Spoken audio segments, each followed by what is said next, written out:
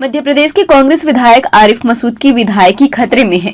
दरअसल हाईकोर्ट ने माना है कि आरिफ ने सफेद झूठ बोला था, निर्वाचन अधिकारी के साथ कोर्ट को भी गुमराह किया था। मसूद ने जानबूझकर निर्वाचन पत्र में बैंक के कर्ज लेने की जानकारी छुपाई थी, बैंक पर भी बयान बदलने के लिए दबाव बनाया था। दरअसल बीजेपी प्रत्याशी ध्रुव नारायण सिंह ने आरिफ मसूद का चुनाव खारिज करने की मांग की थी। ध्रुव नारायण की याचिका पर हाईकोर्ट ने अहम फैसला सुनाया है। इसी के साथ हाईकोर्ट ने आरिफ मसूद की याचिका को खारिज कर दिया। इस मामले में सीनियर एडवोकेट अजय मिश्रा और एडवोकेट पंखुरी विश्वकर्मा ने पैरवी की है।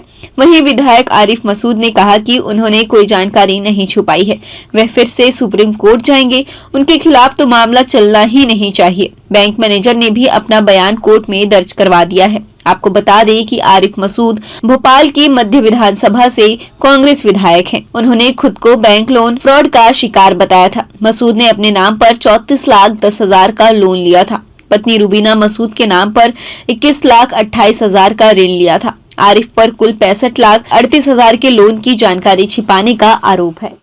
इस प्रकरण की जो पृष्ठभूमि ये है कि आरिफ मसूद का जो चुनाव है उसको चुनौती दी गई है वहाँ के जो प्रत्याशी थे भाजपा के ध्रुव नारायण सिंह द्वारा।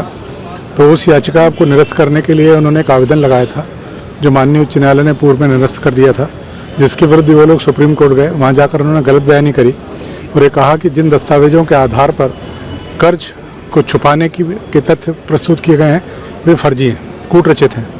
माननीय सर्वोच्च न्यायालय ने उस पूरे प्रकरण को नीचे वापस अग्रेषित भेज दिया था और कहा था कि आप इन तथ्यों का साक्ष्य लिखकर इनके बारे में जानकारी प्राप्त करें कि क्या वास्तव में कूट रचित दस्तावेज हैं अथवा नहीं।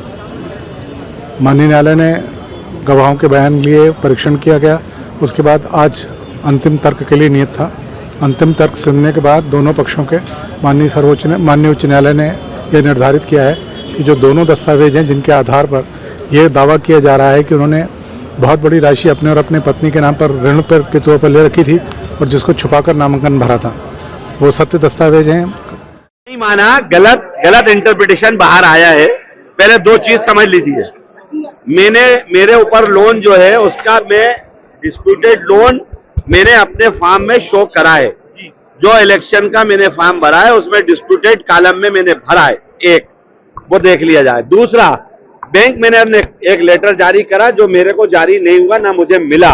ये उसने अदालत में एक्सेप्ट करा कि आरिफ मसूद और उनकी पत्नी को कोई पत्र हमने जारी नहीं करा। हमने आरिफ मसूद के नाम पर सामने वाले पक्ष ने धोखा देके हमसे जानकारी मांगी थी, इसलिए हमने पत्र तैयार जरूर करा था लेकिन जारी नहीं करा। यह हाईकोर्ट में उन्होंने कहा है।